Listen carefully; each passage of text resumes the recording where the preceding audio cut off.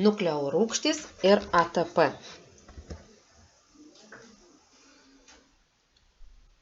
Nukleorūgštys. Yra dvi nukleorūgščių rūšys.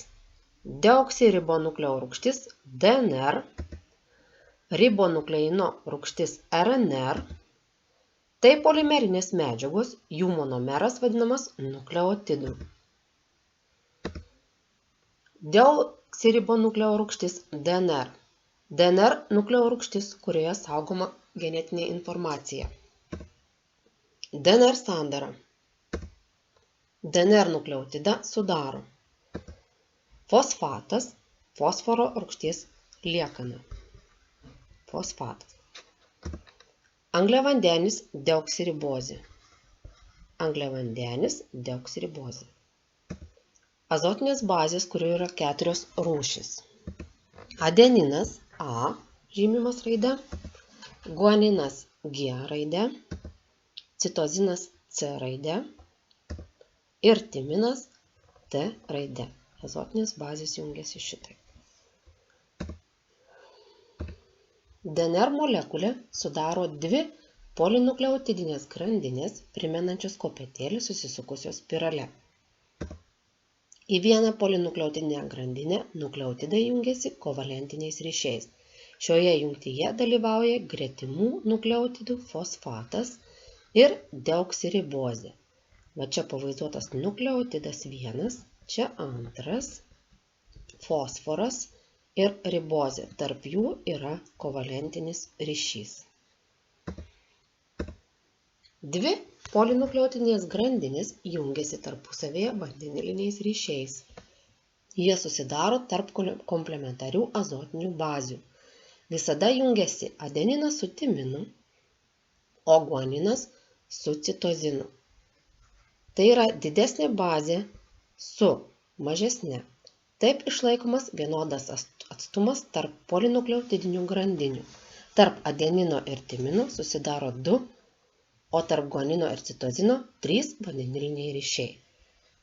Adeninas ir timinas, tarp jų 2 vandeniliniai ryšiai. Tarp citozino ir guanino 3 vandeniliniai ryšiai. DNR biologinė reikšmė. DNR yra genetinė medžiaga, kurioje saugoma paveldimoji informacija apie ląstelės baltymo struktūrą ir apie pačios DNR sintezę. Ribonukleino rūgštis RNR. RNR tai yra biopolimeras sudarytas iš kovalentiniais ryšiais sujungtų nukleotidų.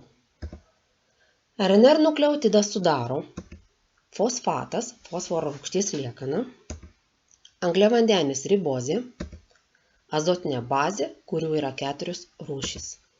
Adeninas A, didžioji raidė, guaninas G, citozinas C ir uracilas U.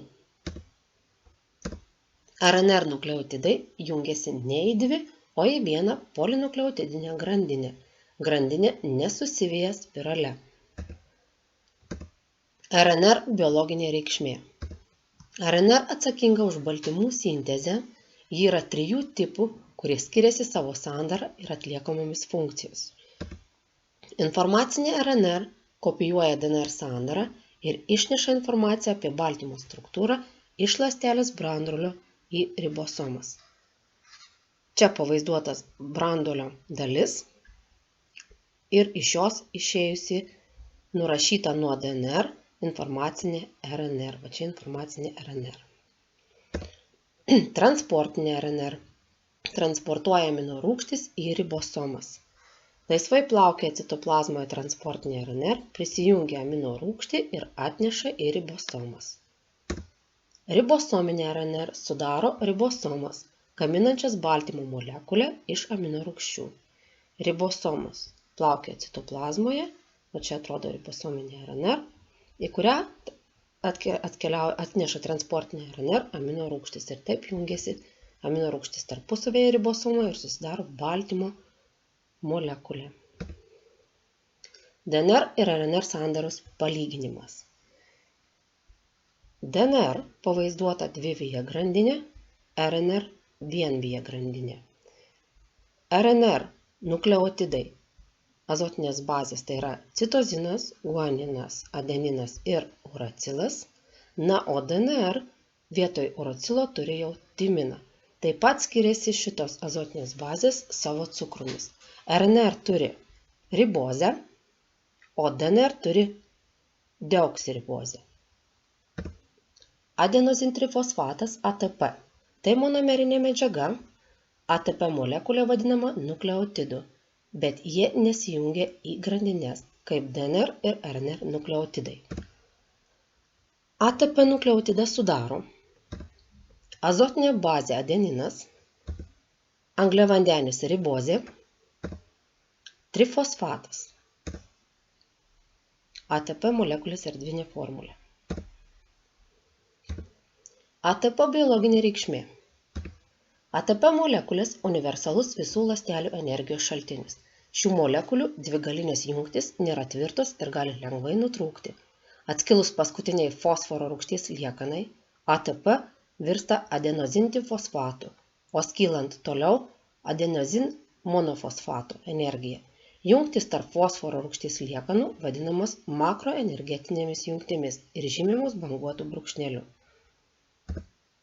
Energija, kuri atsipalaiduoja skylant ATP, ląstelės naudoja įvairiems procesams – angliavandenių ar baltymų sintezei, medžiagų pernašai, raumenų ląstelėse sustraukimui. Tačiau ATP atsargos ląstelėse nėra didelės. Jų negauname su maistu, todėl šios molekulės turi būti nuolat sintetinamos ląstelėse. ATP sintezei naudojama energija, kuri išsiskiria skaidant angliavandenius, riebalus ir kitas medžiagas. ATP ląstelėje sintetinama chemoosmoso būdu. Ačiū už kad buvote kantrūs ir išklausėte.